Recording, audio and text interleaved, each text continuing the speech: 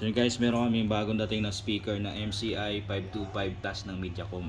Ayan, unbox ngayon ni Buddy. Yan, i-unbox natin ha. Ano yung pagkakaiba ng MCI 525 at saka MCI 525 Plus. Yan. Malalaman nyo kung ano yung pagkakaiba niya. Tsaka mas malaki siya ng konti. Okay? Yan, may kasama siyang remote. Dalawang wireless din. Okay? Tsaka medyo ang design binago rin. Yan, rechargeable. Yan. Mas maganda ang design niya ngayon. Okay? Ano yung pagkakaiba yan ng 525 Plus at saka 525? Ang pagkakaiba niya, ang advantage niya sa 525, Ito yung 5. yan, ito yung 525. Yan.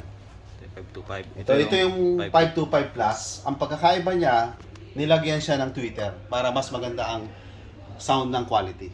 Yan. Kaya mapapansin nyo, mas malaki siya. Dahil idinagdag niya nga ito. Okay. Kaya yung tunog, iba ang tunog niya ngayon. Mas magandang timplado ng sounds niya. Tsaka, mas madali i-operate siya. Yan. Nakalagay na dito lahat, oh. Okay. Ganun pa rin. May saksakan pa rin. Pwede pa kayo maglagay ng dalawang mic na may wire o may wireless. Pwede. Tapos may line in, may micro SD, USB, at rechargeable din siya. Yes. Ayan. Handy, ano siya, rin siya, oh. Oh. Ito na yung handle niya sa likod. Ayan yung sa buffer niya. Yan. So invite mo na yung mga Yan, kababayan natin.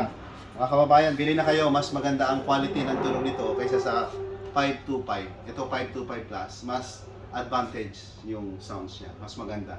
Mas mapipili niyo yung pagkakaiba. Bili na kayo mga guys. At dito lang kami sa Alcena Plaza sa Manama. Bahrain. Pwede rin po namin i-deliver kung gusto niya. Sa Bahrain to ah. Sa Bahrain ha? Oo, baka mga Oo. nagtatanong eh. Yan. sa Pakita mo Pilipinas. yung nakasaksak yan. Ito yung nakasaksak.